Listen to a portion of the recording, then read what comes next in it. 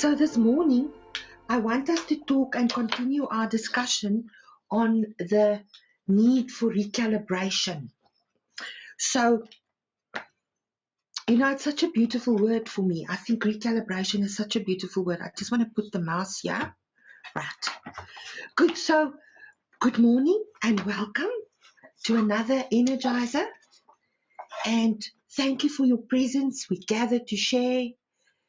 And remember always that I teach best when I need to learn most.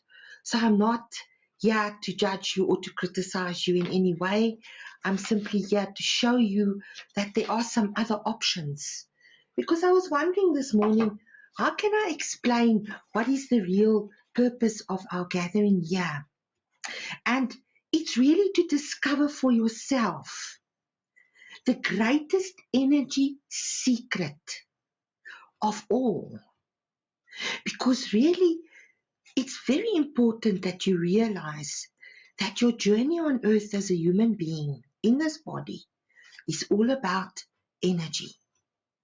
And this space, what we offer here at Sacred Space, is for you to discover the greatest energy secret of all. That living a high energy life is ultimately about learning. Living a high energy life is ultimately about learning to listen to the whispers of your own soul. And because the soul whispers against the voice of the ego. The voice of the soul is found in stillness, in softness, in gentleness. To listen to the whispers of your own soul and to live out the truth of who you really be, your authenticity, and what you really value, what is really close to your heart, which is really precious to your nature, to your standards, to your principles, to the things that for you are non-negotiables, not only about what you receive, but also about what you give. That's very important to realize. So I want to just take off these little blips all the time when people arrive. Excuse me just a session. Oh, there we go. We'll just take those off. Thank you. Otherwise they will be intrusive.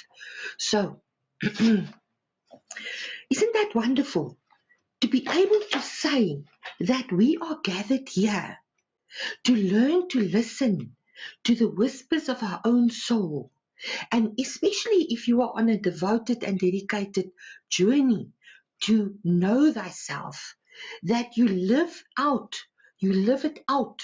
Your passion is passing I on. You're living out, you're sharing yourself with who you really be, with that authenticity, that realness, because that real is very rare. And when life encounters that real in life, you are blessed beyond measure. You are blessed beyond measure because life cares for life. And when life sees that here is something real, here is something that gives out truth, that because life trusts truth, because truth is the one thing that prevails beyond time and space. So life trusts truth. So when you can say, my truth is my honor, my truth is my value in life, my authenticity is my gift to the world. So thank you for your presence, because it's only through your presence that you can share this. And these days, it becomes more and more evident for me how much individuals withhold their presence. They withhold sharing themselves, putting their truth out, because it's just too much bother. And nobody reads what I have to say anyway. And I lived there for many years. I didn't, even at this moment, you will not find me on one of the social media platforms. I haven't posted something on LinkedIn for I don't know how long. My Facebook account is closed. I am not putting myself out there in order for people to like me or to follow me. I am here for the people to know, those who know this is the truth of who I be. And then you live with utmost discernment about what you will allow to come into your presence, because you see your presence as a privilege. Your presence is a privilege. Your presence is something which people can actually enjoy with great gratitude, if you like, with a great sense of wow. Because your presence is a wow. What you say, what you contribute gives me that feeling of wow. I like what I see. My soul whispers and says, yes, more of this, please. Because it feeds my soul. Soul food. So I want you to consider for we haven't spoken on an energizer for a period of a few weeks. So I want you to consider over the period of the few weeks, how much anxiety did you encounter in yourself, in your own beingness, in your own body? And how much anxiety did you encounter in the world at large? How much anxiety did you encounter in the space that you share with others? And you don't have to count, it's not a test, but just look at the prevalence of anxiety in your daily life, in some form or manner, whether the anxiety comes as a form of stress, of panic, of worry, of dread. Just look at how you actually encounter anxiety in your daily life. And then I want you to bring about your most favorite method that you like to use to become still, to become quiet. Now you've looked at all this anxiety. Now you're going to take yourself, you bring your presence away from that. You take your energy away from that. You bring yourself into yourself. You find that special space that you can enter into to become quiet. Because what you need to remember is why I call my work and my space a sacred space since the very beginning when I started out in 2000. This here, this is your temples. And between these two temples is a sacred space. And this sacred space is where we gather when we come to an energizer.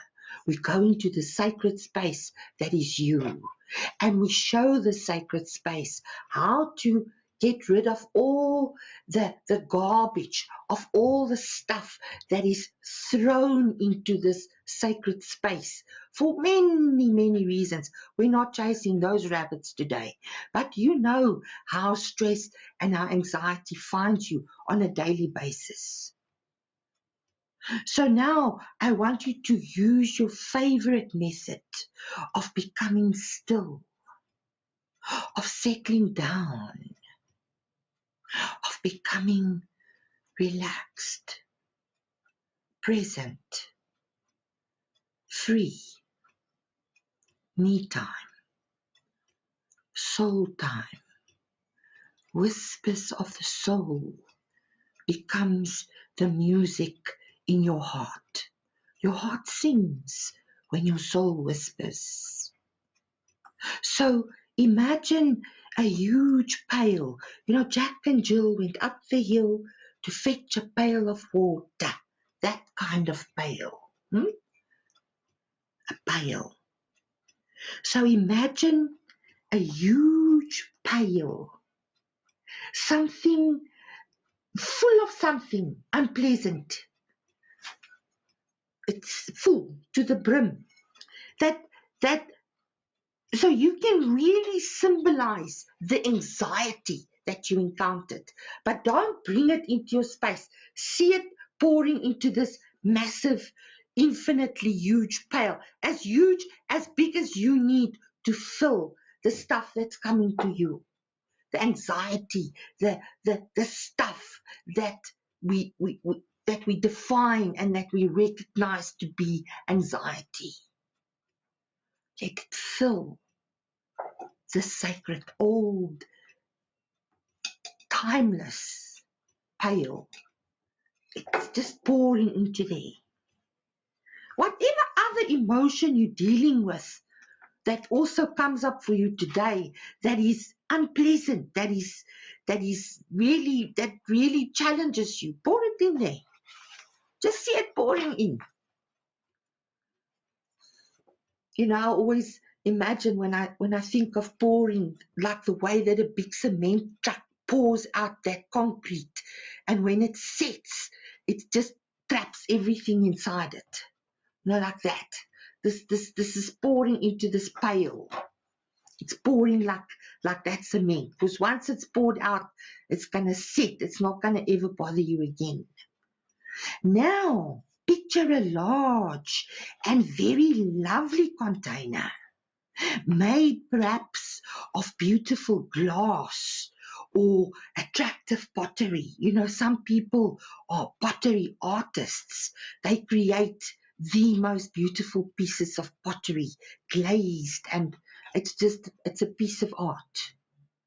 So I absolutely am passionate about pottery because it's the earth. It's too beautiful.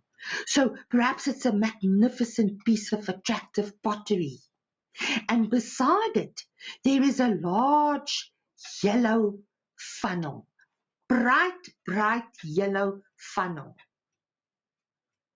And you take the funnel and you pour through it into this precious, selective, perhaps unique and extremely valuable container that you've chosen. And you pour through it the contents of this pail. So in other words, all this negativity, because this funnel, this yellow funnel, is magic. And it works with alchemy. So it brings about change. And when this, not only for yourself in this instance, because remember, in this pail is all the anxiety that you've encountered in this past week, all the negativity, all the inconsideration, the bad attitudes, the lack of service, the service delivery issues, all of that stuff that you encounter on a daily basis in your life. Pour it now through this yellow funnel into this container that you have chosen. And it works alchemy. It brings about change. And remember that when something changes, something discontinued, something ended, something stopped to operate, stopped functioning, something ended. So it brings about change. In other words, everything that's in this pail is going to stop. It's going to, like with the concrete, it's just going to set so tight, so hard that it can't move anywhere, it can't affect anything. It's locked into this, it's been alchemized. So notice the anxiety's initial color and consistency as you pour it through this funnel. And then watch, look and see how it clears and alters as it slowly filters through.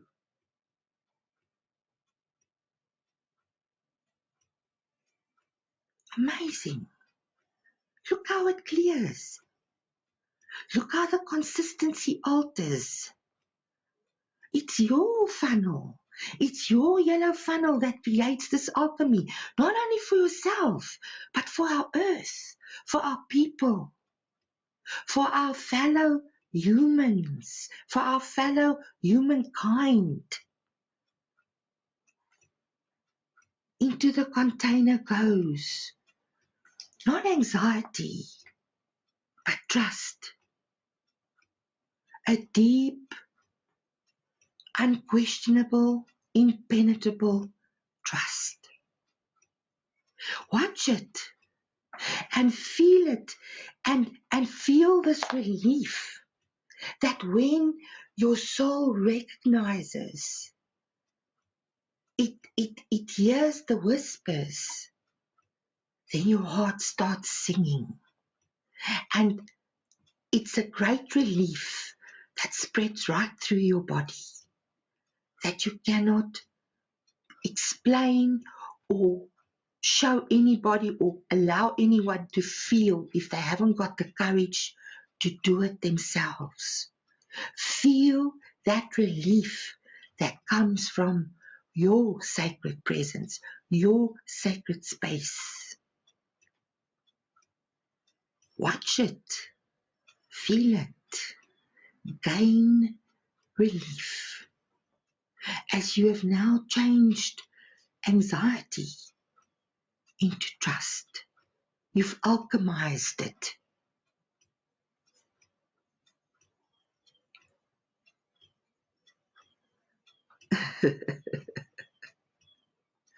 Isn't it wonderful to be human, to be able to feel things, to be able to create with just your thought? Come back now into your full present moment consciousness. And right here where you're sitting with me this morning or lying in your bed, where you've come to honor me with your presence, because every one of your presence allows our space to become that much more energized, empowered, because it's synergy. When we sit together like those monkeys who live in the snow, when we sit closely together and we act as one, we can impact this world in such amazing ways. It only takes one. The other aspect is also true. It only takes one rotten apple. The law of paradox, the law of polarity that never leaves us. Yes. So remember that energy follows thought. And this symbolic journeys that we undertake using our imagination it brings and it actually contributes its own energy, because the energy, it's the mirror. So what you're putting out is going to come back to you, or the law of projection, or the law of transference, so it comes back. But acting, you need to act in a way, you need to feel in a way that you make it real, because your authenticity doesn't only happen in this physical reality. Your authenticity also is applicable on the astral, on the mental planes, where we have to also make our mark and leave our fingerprint and our footprint.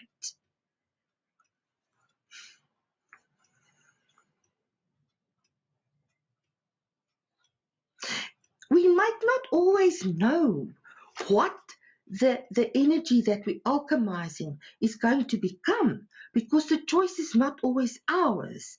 We can choose different negative energies and qualities to change, but you may not always know what the alchemy will create in terms of the polarity, taking it to its opposite, taking it to its paradox. The label, the semantic is not that important. The process and the relief that follows, that's what's important. It's always the value that is found in the result. The value that is found in the result. The floating cloud of anxiety can often be triggered by buried anger. So remember that when you live your life in a way that says, look how angry I'm not. Look how angry I am not. But you are seething. But you constantly want to explain and justify that you're not angry. That's buried angry. That's uncontested resentment. And what I'm going, because then if you think that about this floating cloud, and this wonderful lady called Dorothy Lewis says to us, uh, what when I hold this anger as a resentment, it's not uh, it's not going to be elevating, it's going to be dragging. It becomes a dragging weight, enough to slow you down, to slow down your inner journey, to make you feel overwhelmed, to make you feel as if life is just too much, and there's just too much on your plate and you're not going to manage. And that becomes a great source of anxiety. I'll never get through this day. I'll never manage all of this. I'll never sort out my finances again. I'll never get on top of this. It's a lie. So let's explore why I started the session last week with the need for calibration, because we considered the need for calibration. You need to recalibrate often, because our equipment in the physical needs that when we're doing very delicate measurements. So how much more delicate are you not as a person? The need for calibration, the need to recalibrate often. I trust you received validation and of the true meaning to stop, look, and correct, and to recalibrate, to see what is. Just to see, look and see what is. What is validated for you by life itself is true. There are many facts, but one truth. So truth is also a place where we can see the same thing. Even though we see things so differently, when we arrive at a place of truth, we see things in exactly the same way. We agree. We agree. So we arrive on the same page. I always ask, are we on the same page? Are we at a place where we can see the same stuff? Now, true understanding brings unity to self. When you really accept, and this word that everybody favors so much, when you come to a place of true understanding, that brings you to a place of unity to yourself, so that you can know thyself. When you know thyself, you trust yourself. And that's the most important thing to have in your life, is to trust yourself, to know that you're a good person, to know that you always give your best, to know that you never withhold your presence, to know that you are good enough and that you don't need everybody else to like you, like they train us to do on social media. That if you don't have 550 likes, then your stuff is not good enough. You've got to have 12 million followers, otherwise you're not important. That's not true. The value is found in the silence, in the whisper of the soul, not in the rah-rah and the full, arenas where everybody come together to pay reverence to one person or to a thing. But when you can start living with that, because look at the way that life continuously, puts you into this, like cattle. We get put into this passage and we all just go, go, go, go, go. You've got to maintain your individuality. That's why Jung calls it individuation. If you're not going to maintain your individuality, whilst you present yourself, whilst your presence is your participation into this big thing called life, because life needs to be able to see you so that it can support you. And where you are not seen, whether you think it's insignificant or not, but where you are not seen, you cannot be respected or honored or receive dignity, because you're not there. You're not seen. Your presence is withheld. And don't think that it only works in some places. If you're not going to be able to be consistent with the way you share your presence, especially when you've made an agreement to do so, and you withhold it then, you're doing yourself a great injustice. So, the path to the next moment remains the unknown. That's one of the most important things that you must know, because true understanding brings unity to the self, not the compromised understanding we present ourselves with daily. Not the compromised understanding. Because the compromised understanding comes from the way that we are put into this process, by reality, by the way things work on earth here now. That's compromised understanding. We present it with this, and we present ourselves with this daily. Whether it comes in or whether it goes out, the obsession with understanding is a great source of depression. The obsession with understanding, especially when there's an absolute rebelliousness about I will not participate unless I understand. And the more that position is taken on, the more you put yourself into a position of I do not move forward unless I understand. That's when you get stuck. You get stuck. So you need to recalibrate. The recalibration here is vital. Recalibrate the compulsive need for understanding, for having to understand everything. For some of you, you are trained professionals where you need to understand processes and law and the way that things have been written in the law books of the country, let's say.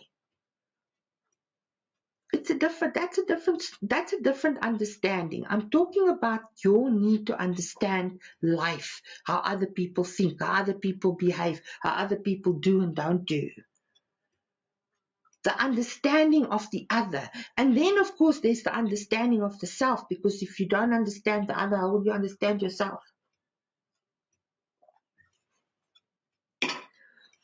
We are all intricately linked in a way that we cannot extrapolate ourselves from.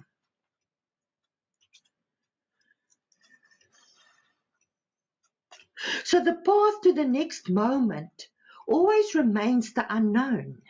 And you cannot possibly understand the unknown because it hasn't happened yet. It's unmanifested. So you cannot understand something that doesn't exist. And the next moment always remains the unknown. So our greatest fears are rooted in predicting the unknown. And we are given the gift of life, yet it needs to be lived in the moment. You are given the gift of life to show you and to teach you that you can only ever be in the ever-present moment. It's something that you need to learn. It's a discipline for the soul. Yet, we are given the gift of life, yet it needs to be lived in the moment. But what do? You live mostly in the past or in the future, either with what was, and that energy is spent. It's like money that you spent. You can't get it back. You know the holiday that you had in France 2 years ago or a year ago or 6 months ago, is that money is spent. You can't get it back. You can't go to Disney here and say, I want my money back for the time that I stayed here, please. It's spent energy.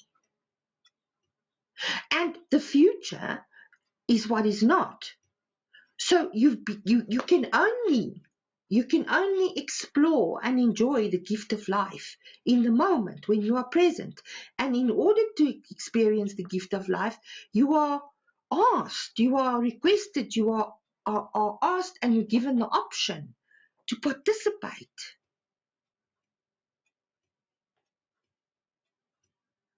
with authority. You must participate with authority. Let your aliveness spearhead. Let your aliveness spearhead you.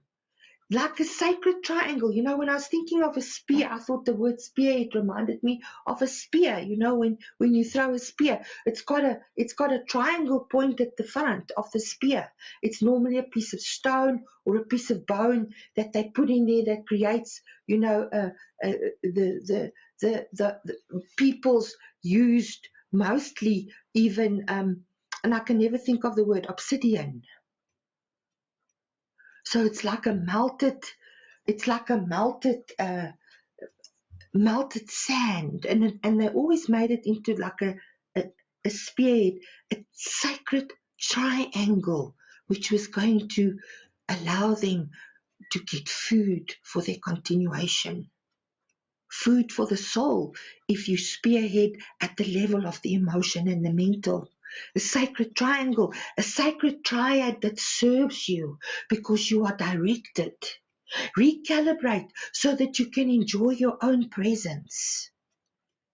Recalibrate and feel alive. Live fully in the moment with authenticity so that you can like yourself.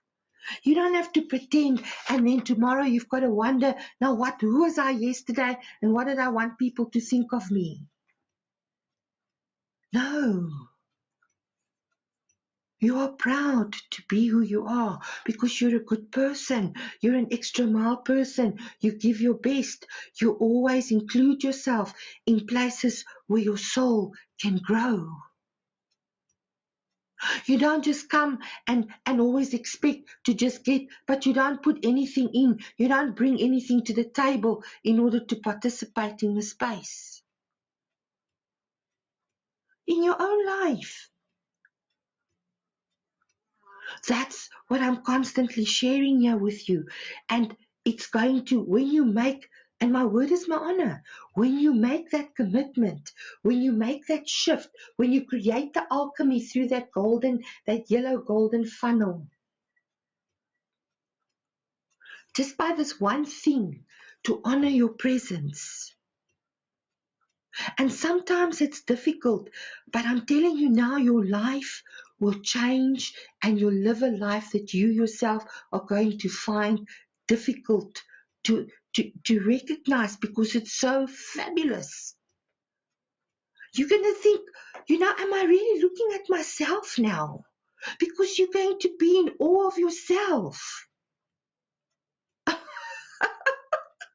I'm telling you, and that's why we want to be on earth, to be in awe of ourselves, of what we feel, of the contribution that we make, of the wonderful things that we can give each other to experience and to share and to feel. We don't have to be so cruel to each other. We don't have to continuously set out to stop someone else from having wonderful things in life, even if it's just at the level of our thinking. Why? The earth has abundance and bounty for all of us to enjoy. We don't have to, but one thing is for sure, life will do it with you, but not for you. And people want it be done for them. So, I want to kind of just listen here in the background and it must play in the background, but I'm actually busy with other things because I've got a lot of things to do.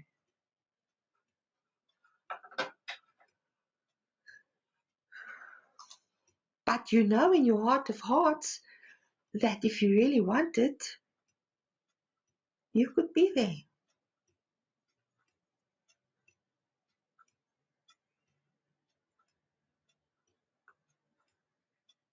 Sometimes it's difficult to remain aligned to your highest good.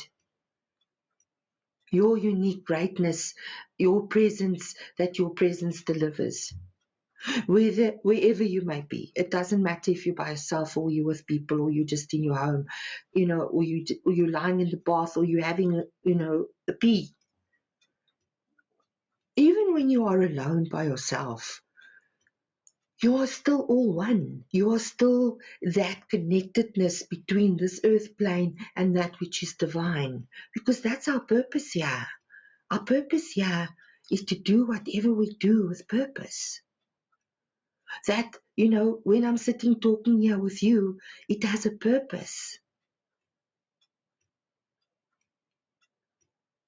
The feeling of self, the feeling of feeling comfortable with the purpose that I'm giving this moment, that is what gives me a feeling of feeling secure, of feeling safe, of living fully in the gift of life. The ever-present moment, that's the gift of life. This ever-present moment. Like Eckhart Tolle says, when he was asked to write the book about the power of now, he said to Spirit, but there's many books about the power of now. And Spirit said, but there isn't one that was written by you. And look how great a teacher he has become. The power of now is where we become all one. And, I watched how systematically I became anxious and worried in every moment in the past weeks.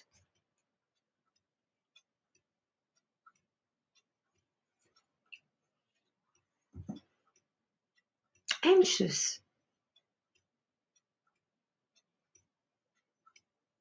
And the future rests on the energy that you're entertaining today. This moment becomes the next moment. This moment becomes the next moment.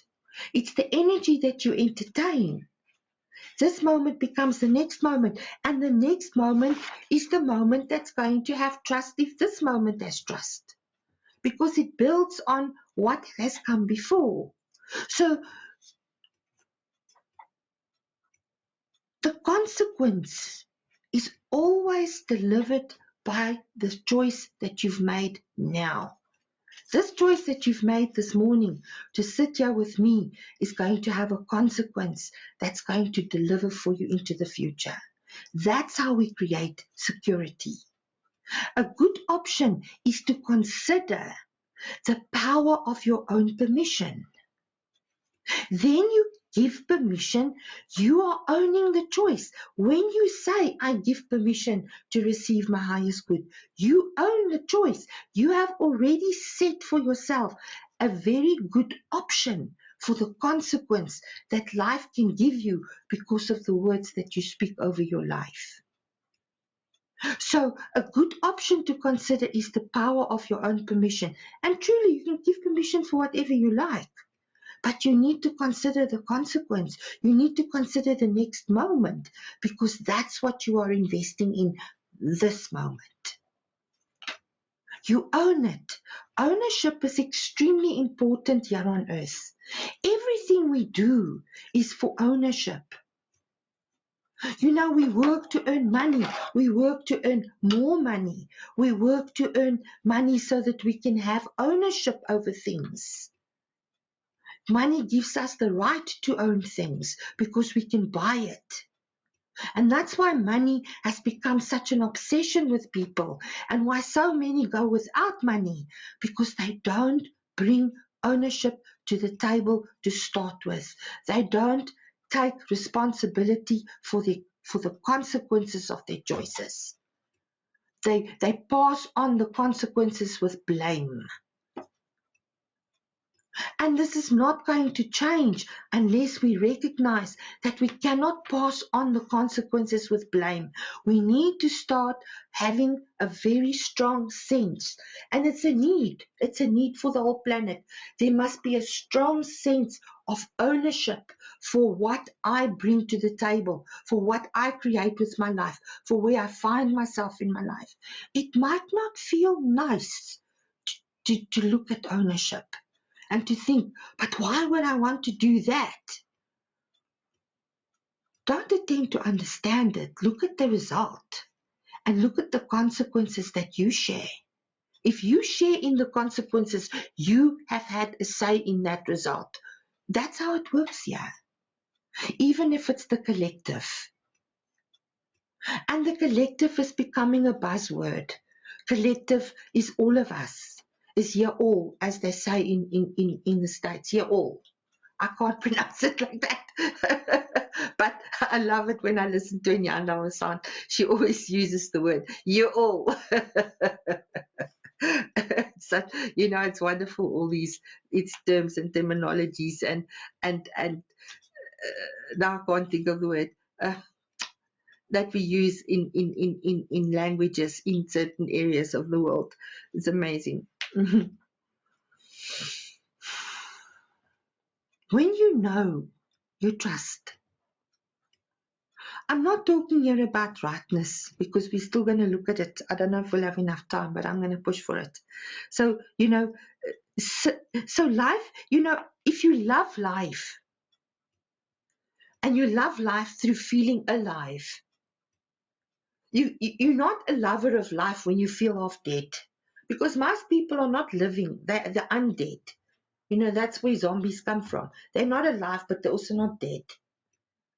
So when you love life, you feel alive, and life can then love you back, because life cares for life. And once you feel alive and you get filled with this amazing open-heartedness, it feels like your heart's just in this, for me, I love classical music. So my heart becomes this massive philharmonic orchestra. I've had the pleasure of seeing several orchestras playing together on the stage at the same time. What a privilege. And to listen to those people practicing. They're not in concert, so they're authentic. They're practicing. They're not putting on a show. It's phenomenal. But you also need to recalibrate your own boundaries often.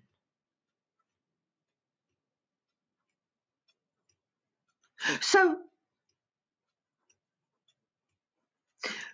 you constantly need to look at what you do. Look at what you do.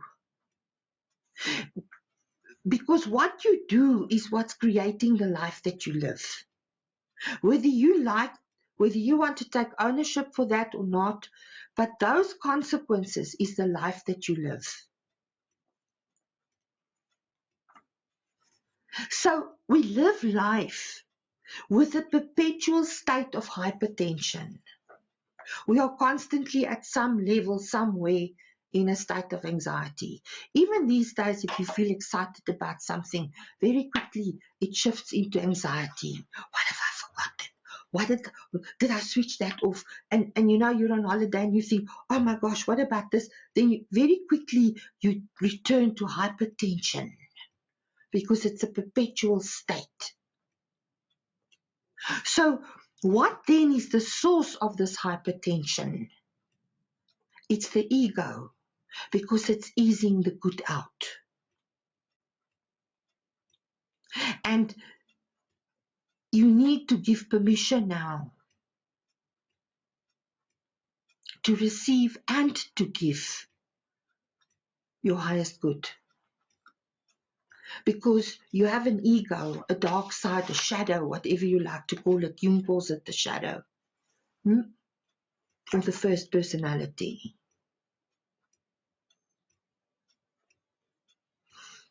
When I wrote this yesterday, someone sent me a message and I smiled in the moment when they wrote the message to me, because in the whole course of yesterday, the ego came to me so many times, and it kept on telling me, I want to be spoken about. You must speak more about the ego. You must teach more about the ego. You must research more about the ego, because I teach best what I need to learn most. So obviously I must somewhere also be an ego, because ego wants me to speak about it. And then my friend sends me this message, which is a devout follower of the Course in Miracles, which is a process which is I think owned now by the Foundation for Inner Peace. And he sent me this Course in Miracles quote. Now listen to the validation. The quiet way is open. Follow it happily and question not what must be so. Isn't that a wonderful way to look at understanding? That if we can shift that, if we can use that funnel and we can change what we can put in this pail, put it in this pail at the end of every day, at the start of every day, however you wish, but recalibrate often. Recalibration means that you reset, that you bring it back to its original state, to its best possible way of operating, of functioning, of delivering value. So the quiet way is open. The soul whispers. Follow it happily and question not what must be so. Let go of your obsession with understanding why things must be so. Accept that they are so. It's what is. And then you let go of the anxiety that comes with forcing yourself to predict the unknown in a way that you can understand it so that you can feel secure about your future. You really are doing a great misdeed to yourself by demanding of yourself to know or to do something that doesn't exist. That's inhuman.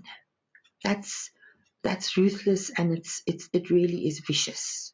And you're doing that to yourself. To expect of someone to deliver something that doesn't exist is a misnomer.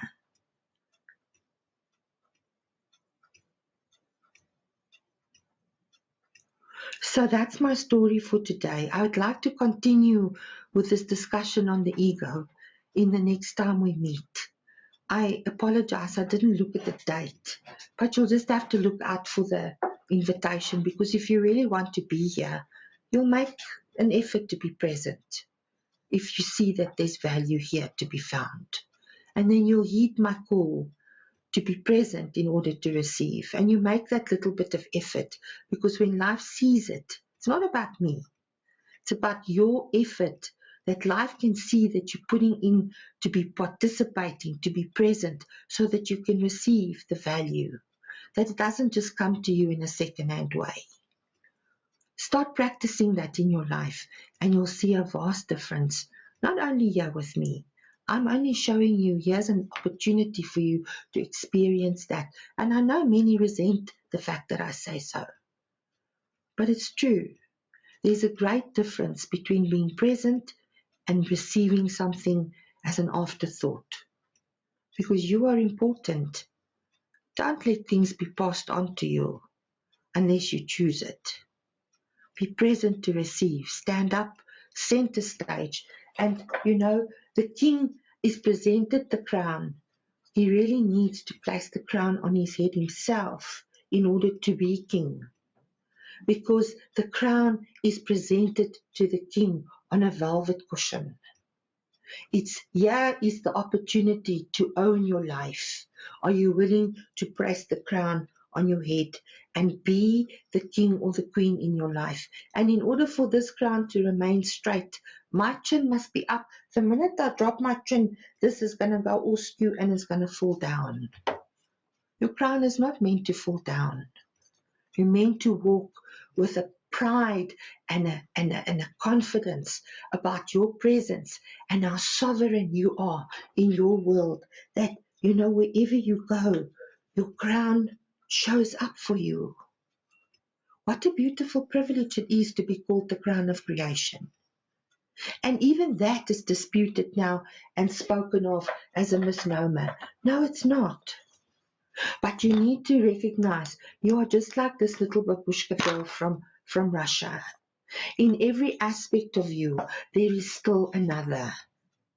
And then when you've got to this one, there's still another. And then when you get to this one, there is still another. And ad infinitum. And if you notice, it's getting smaller and smaller in order to fit in the previous size. So that's what we end up doing to ourselves when we want to understand, because this is going into quantum field. And this is where you have the greatest impact, is in the quantum field, not in the size of the doll, not how big this is going to look in the outer world, so that, oh, look at me, everybody, can you all notice me? I have a very big presence. Not like that.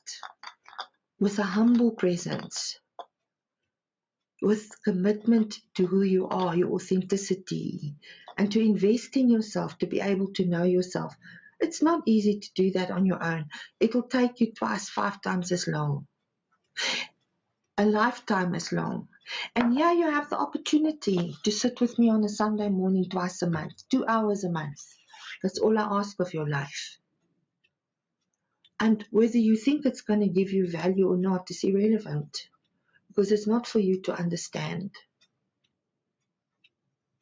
It's for you to trust.